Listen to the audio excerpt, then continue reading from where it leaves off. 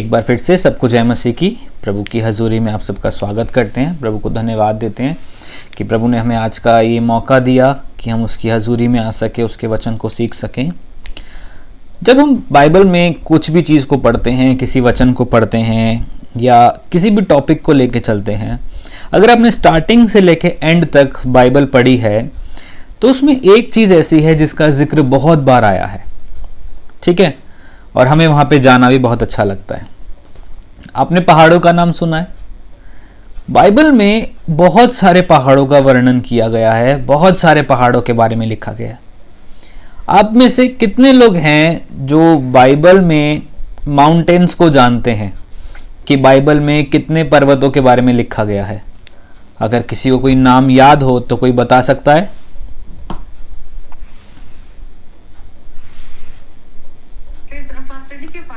जी, पहाड़। बाइबल में कितने पहाड़ों के बारे में लिखा गया है? कौन सा? सिय्योन पर्वत। और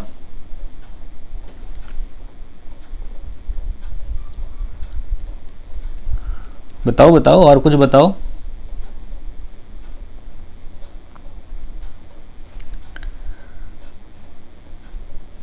चलो, याद नहीं आ रहा।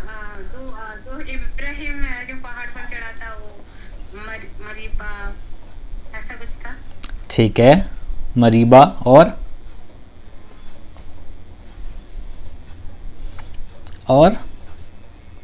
थोड़ा सा दिमाग पे जोर लगाओ। होरेब। जी जी, होरेब पर्वत। और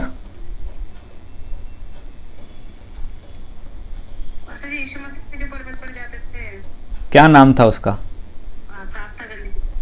क्या नाम था उसका? चलो, याद नहीं आ रहा। अच्छा, कोई बात नहीं। अगर हम बाइबल पढ़ते हैं तो बाइबल में हम कहीं सारे, हाँ जी, ठीक है, कोई बात नहीं।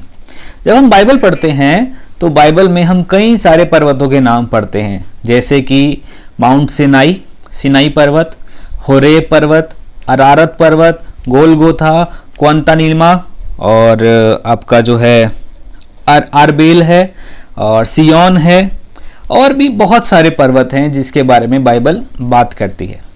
ठीक है, जब बाइबल किसी चीज़ में जिक्र करती है किसी चीज़ का, तो हमें इस बात को समझना है कि वो बातें यूं ही नहीं लिखी गई हैं। वहाँ पे उन बातों को लिखने का, उस स्पेशल चीज़ को मेंशन करने के लिए एक बहुत बड़ा रहस्य है कि ये चीज़ बाइबल में क्यों आई है। अगर बाइबल में एक पत्थर का भी जिक्र किया गया है तो हमें वो जानना है कि वो पत्थर उस जगह पे क्यों पड़ा था। और अगर किसी पर्वत के बारे में बात हो रही है तो हमें ये जानना बहुत ज़रूरी है कि पर्वतों के बारे में ऐसा क्यों लिखा गया है और इतने सारे पर्वतों का नाम क्यों लिया गया है।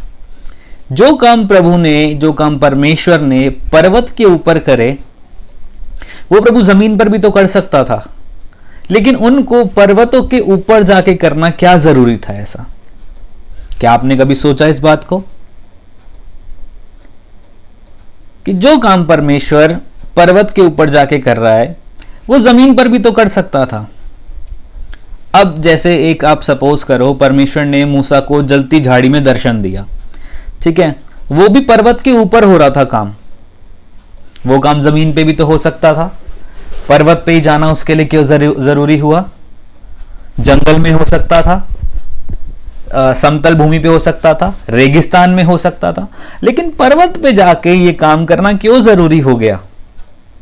हाँ, अगर हम निर्गमन 19 का 16 से 20 में पढ़े तो वहां पे लिखा है कि परमेश्वर जो है सिनाई पर्वत के ऊपर उसने क्या किया, उस पूरे पर्वत की जो चोटी थी वो पूरी की पूरी धुएं से भर गई, और वहां पे परमेश्वर ने मूसा को बुलाया कि मूसा मेरी हजूरी में आ जा। ठीक है, अगर आप बाइबल पढ़ने वाले लोग हो तो आप पढ़ सकते हो इसको, निर्गमन 19 उसका 16 से लेके 20 तक।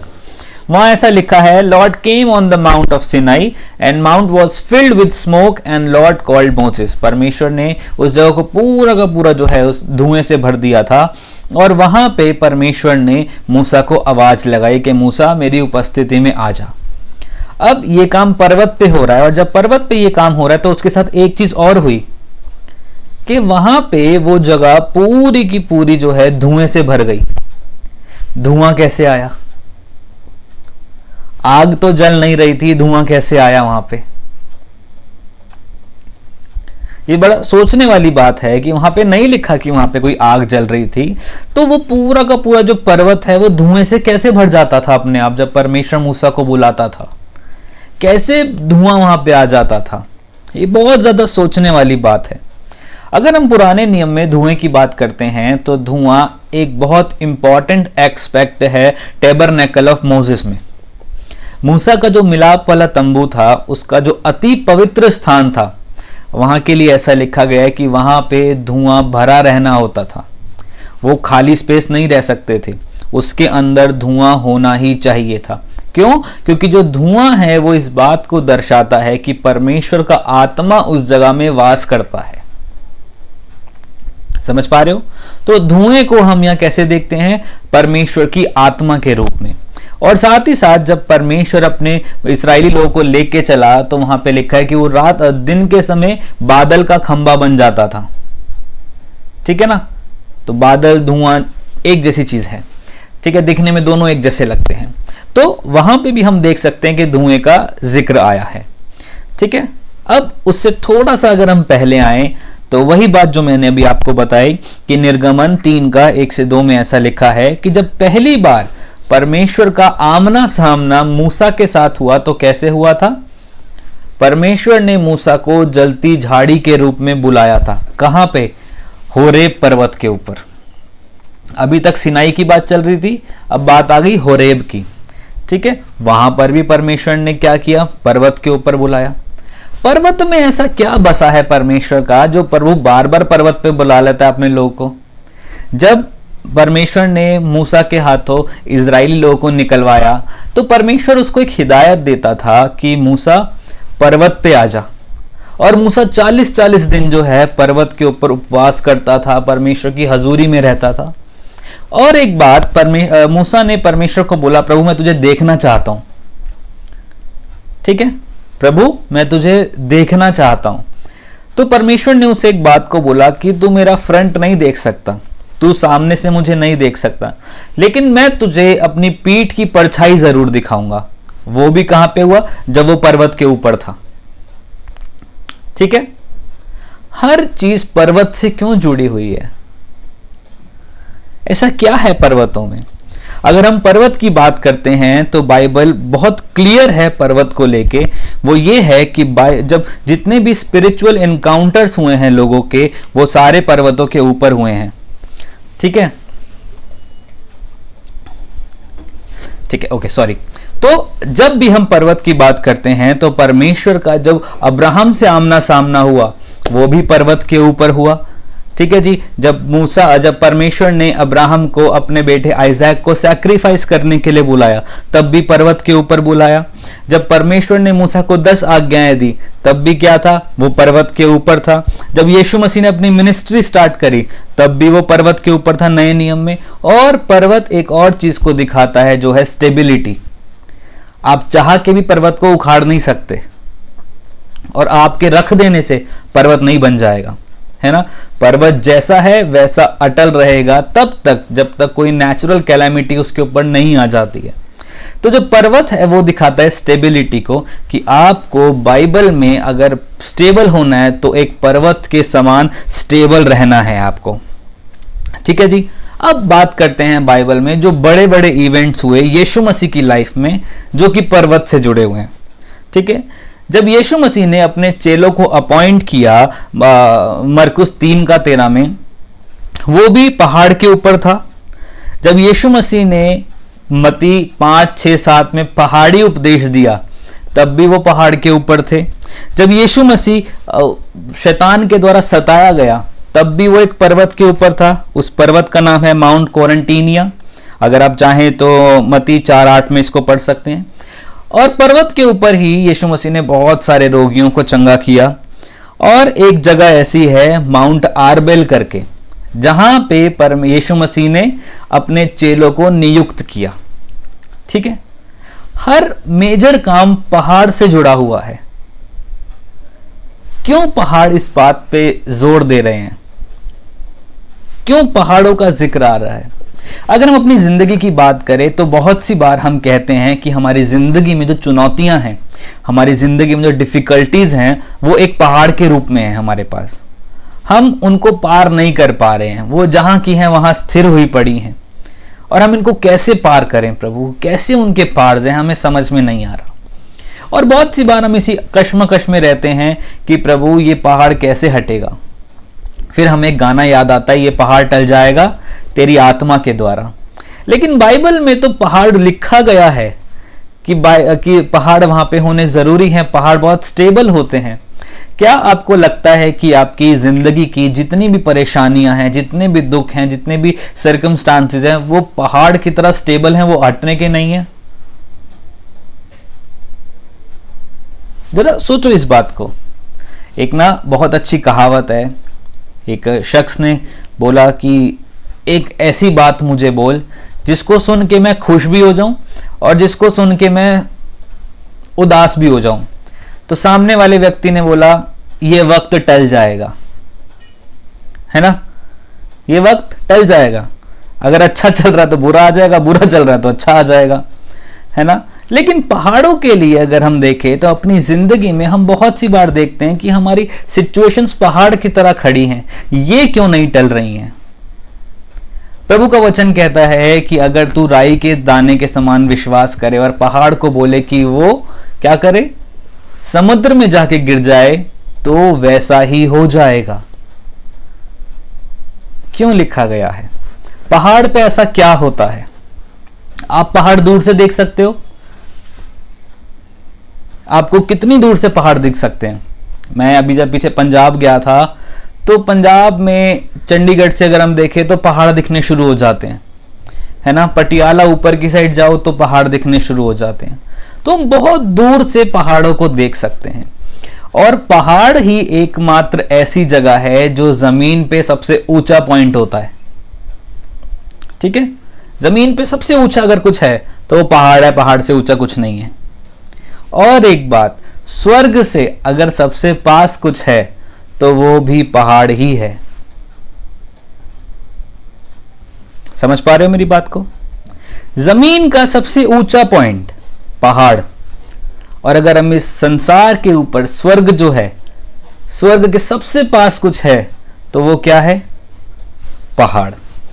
दूसरा, पहाड़ जो है वहां पे कुछ गलत नहीं होता, ठीक है। पहाड़ बहुत सारे अलग अलग तरीके के होते हैं, ठीक है। लेकिन अगर आप पहाड़ के ऊपर चढ़ो तो आप सब कुछ देख सकते हो। आपको नीचे पता होगा कि आपके नीचे क्या चल रहा है, और आप सबसे ज्यादा ऊपर हो उस जगह पे। जब आप अपनी जिंदगी में कुछ ऐसा कर लेते हो जो आपको ऊंचाई पे लेके जाता है, तो ये किसकी दया होती है? अगर हम मसीह की जिंदगी में देखें, मसीहों की, तो it was purely God's grace. ये परमेश्वर का अनुग्रह है जो हमें ऊपर लेके जाता है। और जब हम ऊपर होते हैं किसी चीज के, तो हम नीचे साफ देख सकते हैं कि नीचे क्या चल रहा है, नीचे के हालात कैसे हैं, नीचे क्या चीजें हो रही हैं, है ना। तो अगर परमेश्वर हमें ऊपर लेके जा रहा है, अगर परमेश्वर ने हमें किसी चीज में ऊपर रखा है, तो इट डजंट मीन कि हमें बाकी चीजों को इग्नोर करना है, लेकिन हमें ये साथ साथ देखना है कि जो नीचे चल रहा है उसको भी कंट्रोल करके रखना है। और एक और बात जो यीशु मसीह की जिंदगी में हुई पहाड़ से रिलेटेड, वो ये थी कि जब यीशु मसीह को क्रूस पे चढ़ाया गया तो भी वो पहाड़ पे ही थे, ठीक है जी। जब यीशु मसीह को क्रूस पे चढ़ाया गया तब भी वो पहाड़ पे ही थे, माउंट गोलगोथा की अगर हम बात करें तो, ठीक है। तो पहाड़ों से हम बहुत दूर दूर की चीजें देख सकते हैं। पहाड़ सबसे ऊंचे होते हैं, पहाड़ स्वर्ग के सबसे नजदीक होते हैं। और इसीलिए जो है प्रभु बहुत सी बार अपने लोगों को क्या करता है, पहाड़ के ऊपर आने के लिए बोलता है कि तुम संसार से अलग हो जाओ, एक एकांत जगह पे जाओ जो स्वर्ग के सबसे करीब है, जो मेरे सबसे निकट है। तुम वहां पे आओ ताकि मैं तुमसे क्या कर सकूं, तुमसे बात कर सकूं। जब भी परमेश्वर ने किसी भी व्यक्ति को पहाड़ के पास बुलाया है तो उसको खत्म नहीं किया, उसको डायरेक्शंस दी हैं, उनको आगे का रास्ता बताया है। उसको बताया है कि तुम्हें आगे क्या करना है, तुम्हें आगे कैसे चलना है। और जब भी कोई व्यक्ति पहाड़ पे जाता है तो आप नोटिस कर सकते हो उसके पास ज्यादा सामान नहीं होता। वो गाड़ी लेके पहाड़ पे नहीं चढ़ सकता, वो बाइक लेके पहाड़ पे नहीं चढ़ सकता। जिनको ऊंची पर्वतों पे चढ़ना है, जो ट्रैकिंग करते हैं, उनके पास ज्यादा सामान नहीं होता। उनके पास सिर्फ इतना सामान होता है कि जो बहुत लिमिटेड तरीके से जो हमारे काम आ सके, हम सिर्फ उसी को लेके जा सकते हैं। जब आप प्रभु में आगे बढ़ते हो तो प्रभु बहुत सी बार आपकी जिंदगी में सिर्फ उन्हीं लिमिटेड चीजों को रखता है जिसकी आपको बहुत ज्यादा नेसेसिटी हो। इधर उधर की चीजें नहीं करेगा वो आपकी जिंदगी में। जिसमें आपको बहुत ज्यादा जरूरत हो, सिर्फ वही चीजें प्रभु आपको देगा, क्योंकि प्रभु आपको और मेरे को भी उस पहाड़ पे बुलाना चाहता है। जब परमेश्वर ने मूसा को बुलाया तो उसको ये नहीं बोला कि अपना परिवार लेके पहाड़ पे आ जा, उसने ये नहीं बोला कि खाना लेके ऊपर आ जा, उसने ये नहीं बोला कि पानी लेके ऊपर आ जा, या जो तेरे को अच्छा लगे वो लेके ऊपर आ जा। वो सिर्फ मूसा को इसलिए बुलाता था कि उससे बात कर सके, उसको प्रोविजन दे सके कि उसको कैसे लोगों को चलाना है, उसको बता सके कि कैसे तुझे मेरी उपस्थिति में चलना है और कैसे और लोगों को मेरी उपस्थिति में लेके चलना है। आज हमारी जिंदगी में एक बहुत दिक्कत वाली बात है, वो ये है कि हम प्रभु के पास तो आना चाहते हैं, लेकिन हम उसके लिए ऊंचाई पे चढ़ना नहीं चाहते। हम चाहते हैं कि हम जिस जगह पे बैठे हुए हैं प्रभु वहीं पे बैठे बैठे हमारे सारे काम कर दे। अगर प्रभु को मूसा से बात करनी थी तो वो जमीन पे भी तो कर सकता था। उसको बार बार क्यों पहाड़ पे बुला रहा था? क्यों बार बार उसको ये कह रहा था कि मूसा पहाड़ के ऊपर आ जा? क्यों पहाड़ पे बुला के ही उसने उसको 10 आज्ञाएं दी? और ना केवल 10 आज्ञा परमेश्वर ने बोला कि मूसा तू लिख, बल्कि परमेश्वर ने खुद अपनी उंगली से लिख के वो 10 आज्ञाएं मूसा को दी। जब आप पहाड़ पे होते हो, मतलब जब आप ऊंचाई पे होते हो, जब आप परमेश्वर के बहुत करीब होते हो, तो प्रभु खुद अपने आप से आपसे बात करता है और आपको आपकी जिंदगी की डायरेक्शंस देता है कि आपको कैसे चलना है। ना केवल आपको, बल्कि आपसे जुड़े जितने भी लोग हैं उनको आपको कैसे चलाना है, क्योंकि प्रभु आपसे प्रेम करता है। प्रभु आपको सिखाना चाहता है, प्रभु आपको बताना चाहता है कि हर चीज तू अपने आप से नहीं कर सकता। मेरे पास जब तू आएगा तो तेरे पास बहुत लिमिटेड चीजें होंगी, बहुत कम चीजें होंगी। वो क्यों होंगी? क्योंकि प्रभु नहीं चाहता कि अब संसार की चीजों में मन लगा के उसी संसार में बसे रहो। जब हम नीचे प्लेन पे होते हैं हमारे पास बहुत सारी चीजें होती हैं, हमारे पास बहुत सारे रिसोर्सेज होते हैं, लेकिन जब हम कहीं पहाड़ पे होते हैं, हम एकांत में होते हैं, हमारे पास रिसोर्सेज की बहुत कमी हो जाती है। हमारा एक ही सहारा होता है कि हे प्रभु तू देख लियो, प्रभु हमें तू बचा लियो। तो जब हम प्रभु की उपस्थिति में ऊपर हैं, ऊपर है इन द सेंस हम परमेश्वर के करीब हैं, उससे जुड़े हुए हैं, उससे कनेक्टेड है, स्वर्ग के बहुत पास हैं, परमेश्वर की उपस्थिति में बने हुए हैं, तो आप अपने पास एग्जामिन कर सकते हो कि आपको जिंदगी जीने के लिए बहुत छोटी छोटी चीजों की जरूरत है, आपको बड़ी चीजों की जरूरत नहीं है। आज आप कितने भी बड़े बड़े प्रभु के दासों को देख लो, आप देख सकते हो उनकी जिंदगी में वो एक फैंसी लाइफ नहीं जीते, चमक धमक करके नहीं जीते। है तो भी ठीक है, नहीं है तो भी ठीक है। उनको एक ही चीज का लालच रहता है कि हमें प्रभु से बात करनी है, हमें अपने आप को अलग करके प्रभु के करीब आना है। प्रभु ने एक बात वचन कहता है कि तू अपने कोठरी में जा, उसको बंद कर और मुझसे प्रार्थना कर। पढ़ा है आपने वचन? नया नियम में लिखा है कि तू कोठरी में जा, कोठरी बंद कर, उसको कुंडी लगा और मुझसे प्रार्थना कर। मीन्स दुनिया से कट जाए, किसी से बात ना करें। What does it mean? It means कि प्रभु चाहता है कि आप उसके साथ अकेले में समय बिताओ। और जब आप पहाड़ पे चढ़ते हो, आप कहीं ऊंचाई पे चढ़ते हो, तो आप देख सकते हो आप बहुत से मायने में अकेले होते हो। आप जब प्रभु के पास सबसे ज्यादा जाने की तब कोशिश करते हो जब आपको लगता है मैं बिल्कुल अकेला पड़ गया हूं, जब आपको लगता है हमारा कोई सहारा नहीं है, हमारे पास कोई नहीं है। आप ज्यादा समय तभी प्रभु के साथ बिता पाते हो जब दुनिया से लात पड़ती है, तब हमें लगता है कि हाँ हमारे पास एक प्रभु भी है, हमें उसके साथ समय बिताना बहुत जरूरी है। पहाड़ वही जगह है जहां प्रभु अपने बच्चों से अकेले में बात करना चाहता है। पहाड़ वो जगह है जहां प्रभु अपने बच्चों को अपनी उपस्थिति में बना के रखना चाहता है। पहाड़ वो जगह है जहां पे प्रभु खुद उतर के आपको सिखाना चाहता है, आपको बताना चाहता है, आपसे प्रेम करना चाहता है, आपको दिखाना चाहता है कि देख मैंने तुझे कहाँ रखा है और नीचे क्या क्या चल रहा है। जब परमेश्वर ने मूसा को आवाज लगाई, सिनाई पर्वत के ऊपर उसे बुलाया और उसने बोला कि देख ये लोग क्या कर रहे हैं। मूसा बहुत गुस्सा हो गया। परमेश्वर ने क्या बोला, इसको जाके चिता, मैं इनका परमेश्वर हूं, ये किसी और चीज की उपासना ना करें, ये किसी और चीज को ना बनाए। और उन्होंने क्या किया, वहां पे एक बाल देवता की जो मूर्ति सी थी वहां पे बना ली, है ना, एक बछड़े की मूर्ति सी बना ली। एक व्यक्ति जो पूरी दुनिया की तामझाम को छोड़ के ऊपर चढ़ा हुआ है, प्रभु से बात कर रहा है, प्रभु से सुन रहा है, और प्रभु ने उसे 10 आज्ञाएं दी। आपको पता है 10 आज्ञाओं की पटिया टूट भी गई थी। पता है आपको 10 आज्ञाओं की पटिया टूटी थी। क्यों टूटी थी? परमेश्वर ने सेकंड टाइम पे फिर से उसको लिख के दिया था। फर्स्ट टाइम जो दी थी वो टूट गई थी। रीजन, जब मूसा ने अपनी जो आंखें थी पृथ्वी के लोगों की तरफ देखी, उन इजरायली लोगों की तरफ देखी, इतना फ्रस्ट्रेट हो गया वो कि उसने वो पटियां ही तोड़ दी। अगर आप निर्गमन पढ़ो तो वहां ये साफ लिखा गया है कि वो इतना फ्रस्ट्रेट हो गया कि उसने वो पटियां ही तोड़ दी कि मैं क्या इन लोगों के लिए पटियां लेके जाऊं जो प्रभु तुझे मान नहीं रहे हैं, जो तेरे ऊपर इतना, तूने उनको इतना छुड़ा के लेकर आया, फिर भी ये तुझको ना मान के एक देवता की पूजा कर रहे हैं, अपने लिए एक देवता बना रहे हैं, अपने लिए एक मूर्ति बना रहे हैं। क्या फायदा प्रभु? लेकिन प्रभु फिर भी उनसे प्यार करता था। प्रभु ने फिर से मूसा को बुलाया, बोला कि पटिया काट के लेकर आना, मैं लिख के दूंगा। क्यों प्रभु इतना कर रहा है उन लोगों के लिए? क्योंकि प्रभु उनसे प्यार करना चाहता है, प्रभु उनके करीब आना चाहता है। प्रभु चाहता है कि मैं अपने लोगों को ऊंचाई पे रखूं, मैं अपने लोगों को स्टेबल रखूं, मेरे लोगों को कोई हिला ना सके।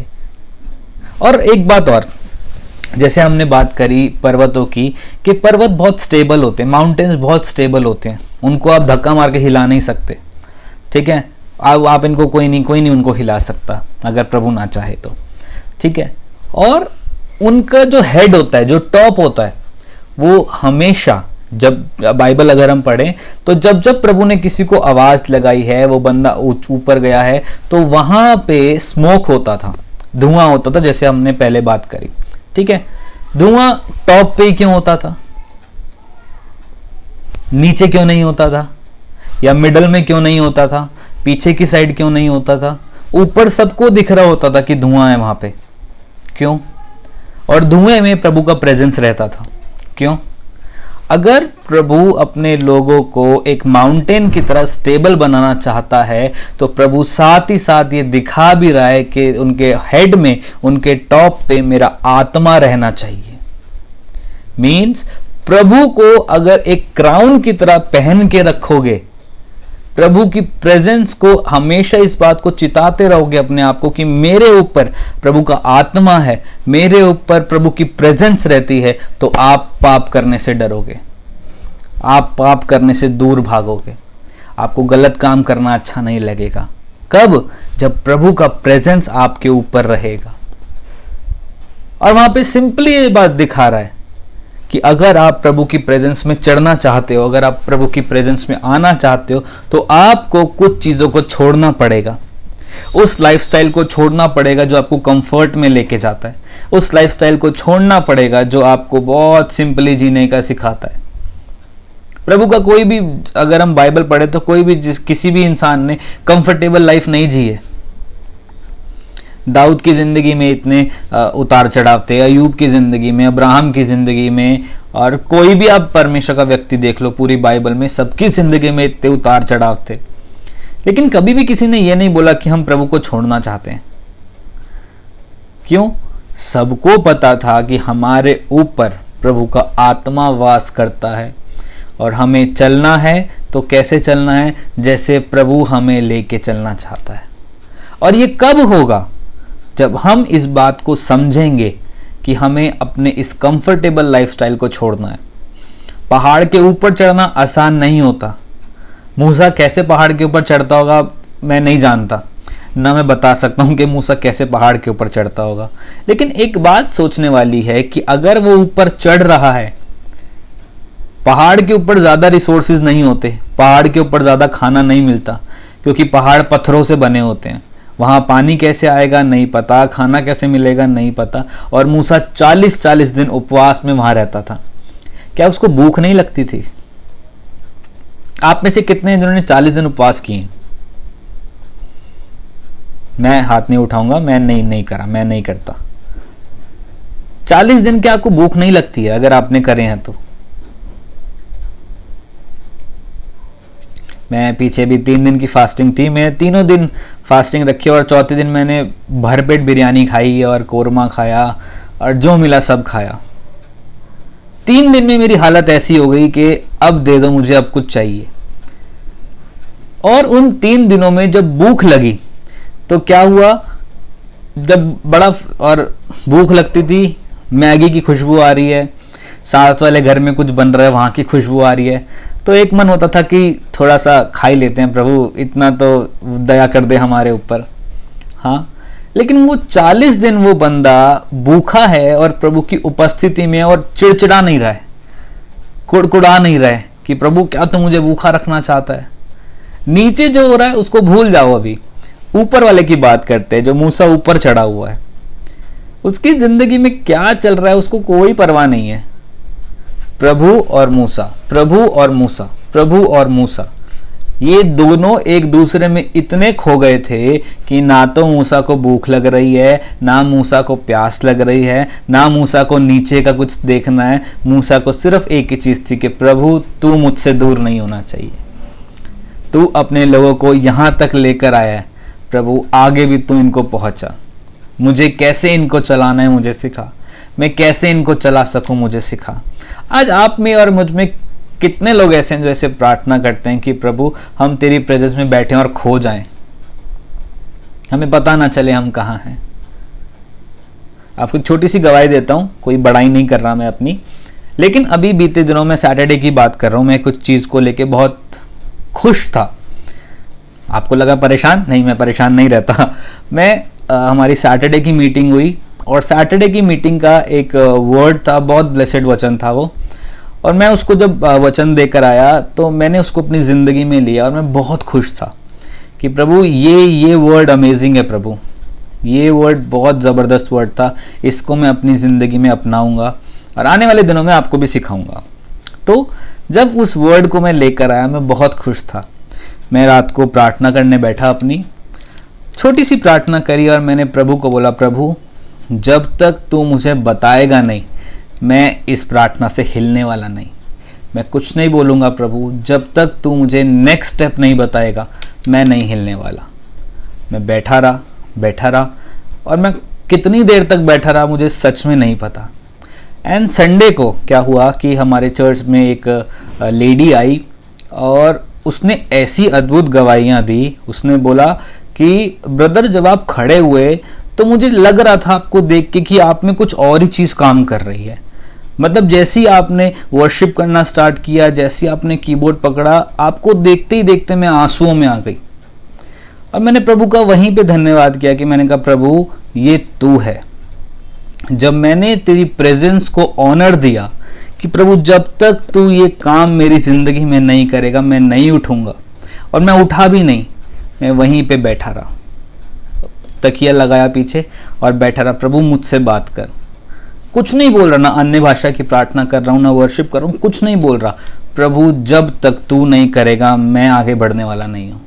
और मैंने उस चीज़ को अपनी ज़िंदगी में संडे को ही वो टेस्टिमनी को रिसीव किया। ये कैसे हुआ? जब हम प्रभु के लिए कुछ बलिदान करके उसकी उपस्थिति में इतना खो जाते हैं कि प्रभु और आप हो जाते हो, उस पहाड़ के ऊपर आप और प्रभु मिल जाते हो, उसकी प्रेजेंस में आप खो जाते हो, तो दूसरे लोग आके टेस्टिफाई करते हैं कि ये कुछ अलग है, पहाड़ पे चढ़ना ऐसा नहीं है कि आपको अपनी जिंदगी को कष्ट देना है। पहाड़ पे चढ़ना इट्स सिंपली, पहाड़ क्या दिखा रहा है? दुनिया का सबसे ऊंचा पॉइंट, वो पॉइंट जो स्वर्ग के सबसे निकट है। आसमान में स्वर्ग बोलते हैं ना, हमने स्वर्ग देखा तो नहीं है, लेकिन आसमान में बोलते हैं कि आसमान में स्वर्ग है ना। तो स्वर्ग से सबसे पास जो पॉइंट है वो है पहाड़। और स्वर्ग में कौन रहता है? परमेश्वर खुद। और आपको वो कहाँ बुलाना चाहता है? पहाड़ पे। इट मीन्स अपनी प्रेजेंस में वो आपको बुलाना चाहता है। जब आप उसकी प्रेजेंस में इतने लौलीन हो जाते हो कि आपको पता नहीं चलता है कि क्या आगे होने वाला है, प्रभु जब तक तू मुझे नहीं बताएगा मैं इसको छोड़ के जाने वाला नहीं हूं। अगर आप प्रभु की प्रेजेंस में रहने वाले लोग हो, अगर आप प्रभु की प्रेजेंस में चलने वाले लोग हो, तो आप इस बात का पता लगा सकते हैं कि जो पहाड़ है और आसमान है, काफी दूर से देखे तो इस तरीके से ऐसा लगता है कि जो पृथ्वी है वो क्या कर रही है? पृथ्वी आसमान से मिल रही है। ठीक है जी। जब प्रभु की प्रेजेंस में हम लोग रहते हैं तो हमें भी अगर कोई दूर से देख रहा है तो उसको ये दिखना चाहिए कि ये जन प्रभु से जुड़ा हुआ जन है, ये जन प्रभु के कामों को करने वाला जन है। इसके अंदर से प्रभु का कुछ तो ऐसा चीज दिखती है जो दूसरों से इसको अलग बनाती है। अब एक बात कि अगर प्रभु इस दुनिया की चीजों में इतनी डिटेल दे सकता है, प्रभु को पता है कि हर पहाड़ जो है वो कैसा पॉइंटेड दिखता है, ठीक है, उसकी एक नोक सी होती है, और अगर बहुत दूर से देखते हैं तो ऐसा लगता है जैसे वो नोक उस बादल से मिल रही है, ठीक है, उस प्रेजेंस से मिल रही है। तो अगर प्रभु इन छोटी छोटी चीजों में इतनी डिटेल दे सकता है, वो भी इतनी दूर से देखने से, तो आप जरा सोचिए कि प्रभु आपकी और मेरी जिंदगी में कितना डिटेल देने वाला प्रभु है। उसने हमारी जिंदगी को कितना डिटेलिंग करके रखा है, उसने हमारी जिंदगी को कितना डिटेल से भर के रखा है। छोटी छोटी चीजों में, हर एक चीज में प्रभु आपकी जिंदगी में डिटेल्स डालता है। डिटेल्स डालता है मतलब कि प्रभु आपकी जिंदगी को कैसे संवारता है। जैसे उसने इस पृथ्वी की चीजों को इतना संवार के रखा है, इतना खूबसूरत बना के रखा है, तो आपकी और मेरी जिंदगी को वो खूबसूरत क्यों नहीं बनाएगा। छोटी सी बात बोल के मैं इस सेशन को खत्म करूंगा। हम में से बहुत लोग बोलते हैं कि प्रभु हमारी ज़िंदगी में ही शैतान क्यों काम करता है, हमारी ज़िंदगी में ही शैतान क्यों आता है, हमारी ज़िंदगी में ऐसा क्या है जो शैतान हर एक हमारे पीछे पड़ा रहता है। मैं आपको बताना चाहता हूँ कि आपकी ज़िंदगी में कुछ प्रभु ने बहुत ऐसा रखा है, बहुत अद्भुत ऐसा रखा है जिसको आप नहीं देख पा रहे हो, लेकिन शैतान देख पा रहा है, ठीक है। और कभी भी नोटिस करना, चोर खाली घर में चोरी नहीं करता। चोर हमेशा उसी घर में चोरी करता है जहां भंडार भरा होता है। अगर शैतान आपकी जिंदगी से कुछ चुराने को आ रहा है तो इट मीन्स उसे पता है कि आपकी जिंदगी में प्रभु ने कुछ बहुत बड़ा रखा है। उसको पता है कि आपकी जिंदगी को प्रभु ने भर के रखा है ब्लेसिंग्स के साथ, आपकी जिंदगी को भर के रखा है प्रभु ने अपने कामों को करने के लिए। इसीलिए वो बार बार आपकी जिंदगी में आके उसे चुराना चाहता है। और हम कहते हैं कि प्रभु हमारी जिंदगी में तो कुछ है ही नहीं, हमारी जिंदगी में तो तूने कुछ दिया ही नहीं, हमारी जिंदगी ऐसी है, हमारी जिंदगी वैसी है। जरा अपनी जिंदगी को प्रभु की नजर से देखने की कोशिश करो तो पता चल जाएगा आपको कि प्रभु ने आपकी जिंदगी में कितनी सारी चीजों को रखा है, कितने बड़े बड़े कामों को रखा है, कितना प्रभु आपको इस्तेमाल करना चाहता है, कितना प्रभु आपको सिखाना चाहता है, कितना प्रभु आपको लेके जाना चाहता है, कितनी सारी रूहों को आपके द्वारा बचाना चाहता है। तो इस बात को हमेशा ध्यान रखना कि चोर खाली घर को नहीं चुराते, चोर हमेशा वहां डाका डालते हैं जहां पे बहुत माल भरा होता है। तो आप और मैं बहुत मालदार पार्टी हैं, आप और मेरे अंदर बहुत सारा माल भरा पड़ा है जिसको शैतान चुराने के लिए आता है। अब उसे चुराने नहीं देना है, अपने आनंद को खोने नहीं देना है, अपने आनंद को चुराने नहीं देना है। इस बात से खुश होना है कि प्रभु तूने मुझे कितना भर के रखा है कि जब शैतान मेरी जिंदगी से चुराना चाहता है। शैतान, आप एक बात बताओ, शैतान को क्या पड़ी है जो आपको दुख दे? आप में क्या है? चलो, हम रोते रहते हैं, बिलखते रहते हैं, ये करते रहते हैं, वो करते रहते हैं। हमारे पास ऐसा क्या है जो शैतान चुराएगा? आप ही बता दो। चलो, आपके पास क्या है जो शैतान आपसे चुराए? क्या चुरा सकता है शैतान आपसे? हम बहुत बार ये बोलते हैं हमारे पास तो कुछ है ही नहीं ब्रदर जी, हम तो ठीक से प्रार्थना भी नहीं कर पाते हैं। बहुत सारे कॉल्स आते हैं, पास्टर जी मेरे लिए प्रार्थना कर दीजिएगा, मैं ठीक से प्रार्थना नहीं कर पाता हूँ, मैं वचन नहीं पढ़ पाता हूँ, मैं ये नहीं कर पाता हूँ, मैं वो नहीं कर पाता हूँ। और मैं सोचता हूँ कि भाई तू कुछ भी नहीं कर पाता, फिर भी शैतान तुझको क्यों परेशान कर रहा है? तू कुछ करे तो हम बोल सकते हैं ना कि शैतान तुझे परेशान कर रहा है। जब तू कुछ कर ही नहीं रहा है तो शैतान तुझे क्यों परेशान कर रहा है? लेकिन अगर हम प्रभु के नजरिए से देखते हैं तो शैतान कई बार लोगों को इसलिए परेशान करता है क्योंकि वो जानता है कि प्रभु ने इसकी जिंदगी में इन्वेस्ट किया है, प्रभु ने इसकी जिंदगी में कुछ भरा है और वही वो चुराना चाहता है। आपकी जिंदगी में प्रभु ने बहुत कुछ भर के रखा है, आपके रिलेशंस को भर के रखा है, आपकी जेब को भर के रखा है, आपके आत्मिक चीज़ों को भर के रखा है, आत्मा में आपको उठाना चाहता है, आत्मिक तौर पे आपको बढ़ाना चाहता है, आपको बहुत से लोगों के लिए आशीष का कारण बनाना चाहता है। लेकिन हम इसी बात को रोते रहते हैं हमारे पास तो कुछ है ही नहीं। शीशे में देख के अगर आप बोल सकते हैं ना कि मेरे पास कुछ नहीं है, तो मैं समझूंगा कि आप बहुत बड़े इंसान हैं। अगर हमारे पास यीशु मसीह है, हमारे पास सब कुछ है, हमें कुछ नहीं चाहिए, क्योंकि यीशु मसीह है तो अनंत जीवन है। अनंत जीवन के आगे भी अगर आपको कुछ चाहिए तो फिर मैं कुछ नहीं कर सकता उसमें। लेकिन इस बात को याद रखिए कि प्रभु ने आप में इन्वेस्ट किया है। प्रभु आपको एक माउंटेन की तरह खड़ा रखना चाहता है, आपको स्टेबल करना चाहता है, आपको ऐसा बनाना चाहता है कि जिसके हेड पे वो अपनी प्रेजेंस का क्राउन लगा सके। वो आपको ऐसा बनाना चाहता है कि जब दूर से लोग देखें तो उस बात को समझने पाएं कि मेरे सर पे मैं प्रभु की प्रेजेंस को कैरी करके चलता हूँ, मैं अपनी ज़िंदगी में प्रभु की प्रेजेंस को कैरी करके चलता हूँ, मैं स्टेबल हूँ यीशु मसीह में, मैं प्रभु को साथ लेके चलने वाला व्यक्ति हूँ, मैं प्रभु के कामों को करने वाला व्यक्ति हूँ, मैं ऐसा इंसान हूँ जिसको प्रभु चाहता है। आपको कोई इंसान चाहे कोई बड़ी बात नहीं है, लेकिन उससे बड़ी बात यह है कि आपको प्रभु चाहता है अपने लिए, कि आप प्रभु के कामों को कर सको, आप प्रभु के लिए अपनी ज़िंदगी को लगा सको, आप अपने घुटनों को दूसरों की अगुवाई करने के लिए टिका सको, आप अपने हाथों को दूसरों के हाथों को भरा रखने के लिए उठा सको, आप अपनी ज़ुबानों को खोल सको ताकि जो चुप हैं वो चुप ना रहें, आप बहुतों को बढ़ावे का काम दे सको, आप दूसरों को बढ़ोतरी दे सको, आप अपने परिवार में अकेले खड़े हो सको। प्रभु ने आप में बहुत इन्वेस्ट किया है और प्रभु ने दुनिया की चीज़ों में इतनी डिटेल्स डाली हैं, इतनी छुपी हुई चीज़ें डाली हैं, इतनी अच्छाइयाँ डाली हैं। तो मैं समझता हूँ कि उससे ज़्यादा प्रभु ने जो हाथ से हमें बनाया है उसमें बेस्ट डिटेलिंग डाली है। बाकी सब चीज़ों को प्रभु ने बोल के बनाया है, पृथ्वी, हवा, नमक, पानी, ये वो जितना भी सामान है, पहाड़, नदी, पौधे, फल फूल, सब परमेश्वर ने बोला और हो गया। लेकिन सिर्फ और सिर्फ आप और मैं हैं जिसको प्रभु ने अपने हाथ से बनाया, और ना केवल हाथ से बनाया बल्कि हमारे अंदर अपना श्वास भी फूका है। तो जब प्रभु हमारे अंदर है तो क्या चीज़ ऐसी है जो आपको रोक रही है आज भी प्रभु की उपस्थिति में बैठने से? मैं एक बात आपको बोलना चाहता हूँ कि बहुत से ऐसे प्रचारक हैं, बहुत से ऐसे लोग हैं, यूट्यूब है, गूगल है, बहुत कुछ है जो भरा पड़ा है वर्ड ऑफ ब्लेसिंग को लेके। आप इधर आओ ब्लेस हो जाओगे, आप उधर चलो ब्लेस हो जाओगे। लेकिन प्रभु कभी भी इस बात को बहुत ध्यान से अपनी ज़िंदगी में बिठा लेना, प्रभु खाली आशीषों का परमेश्वर नहीं है। प्रभु बहुत जल्द आ रहा है।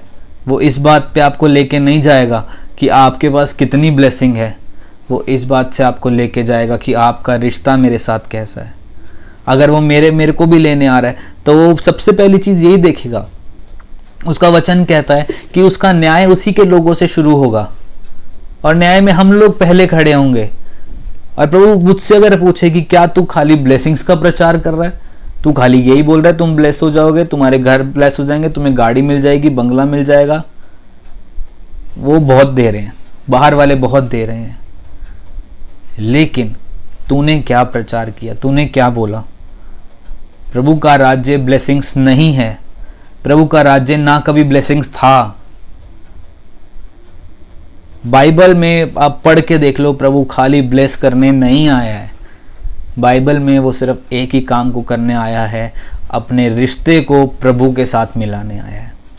अगर आज आप अपने रिश्ते को प्रभु के साथ मिलाना चाहते हो, आज आप वो पहाड़ बनना चाहते हो जिसके ऊपर प्रभु अपना प्रेजेंस को रख सकता है, जिसके ऊपर उसने विश्वास किया है, तो मैं आपको बताऊं बहुत से लोग आपके द्वारा छुटकारा पाएंगे। बहुत से लोग आपको देख के प्रभु के पास आएंगे, बहुत से लोग आपकी प्रार्थनाओं से छुटकारा पाएंगे। लेकिन कब होगा? जब आप अपने रिश्ते को प्रभु के साथ सही करोगे, जब आप उसकी प्रेजेंस में आना शुरू करोगे, जब आप उसकी प्रेजेंस में बैठना शुरू करोगे, जब आप प्रभु को बोलोगे कि प्रभु जब तक तू मुझे नेक्स्ट स्टेप ना बताए मैं नहीं उठूंगा, प्रभु मैं कहीं नहीं जाऊंगा, प्रभु मैं तुझसे नेक्स्ट स्टेप चाहता हूँ, तू मुझे बता कि मेरे को आगे क्या करना है, तू मुझे बता कि मैं आगे कैसे चल सकता हूँ, तू मुझे बता प्रभु कि मुझे और क्या करना है, मैं क्या पहनूं, मैं क्या बनाऊं, मैं कैसे चलूं। जब तक आप इस रिश्ते में नहीं आओगे ना, मैं समझता हूं अभी तक फिर हमने प्रभु के साथ अपने रिश्ते को बनाया ही नहीं है। कितनी सारी वाइफ्स अपने हस्बैंड को खुश करने के लिए उनसे पूछ पूछ के काम करती हैं। आज क्या खाओगे, आज क्या पहनूं, आज कहाँ चल रहे हैं, आज क्या करना है। और बहुत सारे हस्बैंड्स भी ऐसा करते हैं, आज कौन सी शर्ट पहनूं, इसके साथ ये कपड़े ठीक लगेंगे, आज चश्मा लगाऊं कि ना लगाऊं, आज बालों में जेल लगा लूं, दाढ़ी कटवाया हूं।